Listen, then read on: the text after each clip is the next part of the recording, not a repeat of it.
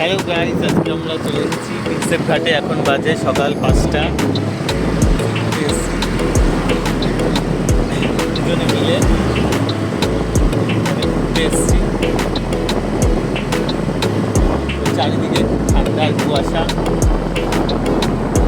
আজকে একটু সকাল সকাল ঘুম ভেঙে গেছিলো, তো মনে হলো কী করবো, তাহলে যাই স্কুটিটা নিয়ে বেরোই। তো একটু প্রিন্সেপ ঘাটে এলাম।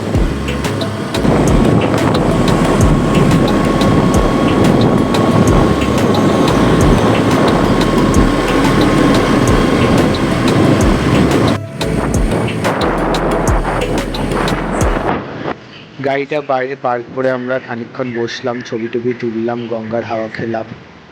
এরপর রোদ উঠে যাচ্ছিল আর আমাকেও কাজে যেতে হবে বলে আমরা আবার বাড়ির উদ্দেশ্যে রওনা দিলাম। সত্যি সকালে প্রকৃতি একরকম লাগে দেখতে আর বিকেলে আরেক রকম লাগে দেখতে, এখানে না এলে বোঝাই যায় না সেটা। যাই হোক, বেশ কিছু ছবি তোলা কমপ্লিট, এবার বাড়ির উদ্দেশ্যে।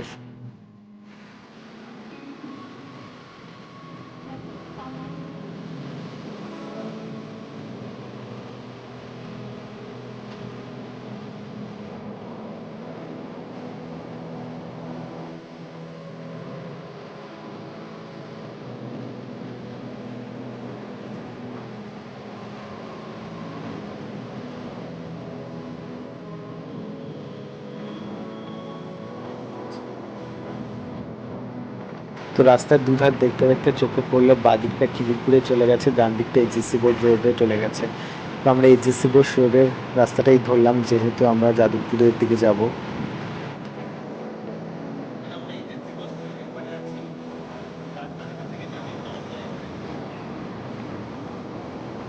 সকালে সূর্যটাকে একবার দেখো, কত সুন্দর লাগছে দেখতে।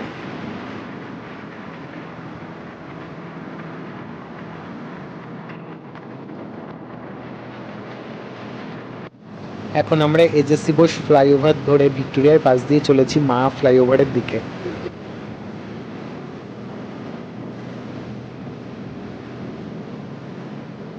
কিছুটা যেতেই এক এক করে পড়লো রবীন্দ্র সদন, নন্দন।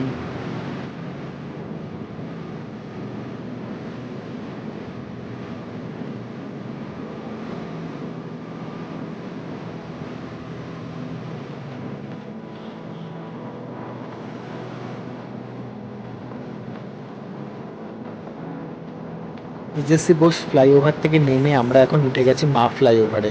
মা ফ্লাইওভার থেকে নেমে আমরা সায়েন্স সিটি হয়ে অজয়নগর হয়ে সন্তোষপুর যাব। সেফগার্ড যেতে আমাদের বাড়ি থেকে 3খানা বড় বড় ব্রিজ ক্রস করতে হয়েছে।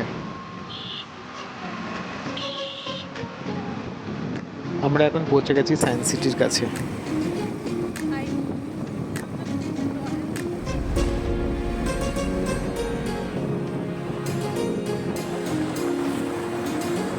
এই যে তোমরা দেখতে পাচ্ছ সায়েন্স সিটি, ওপর থেকে অনেকটা এরকমই লাগে দেখতে।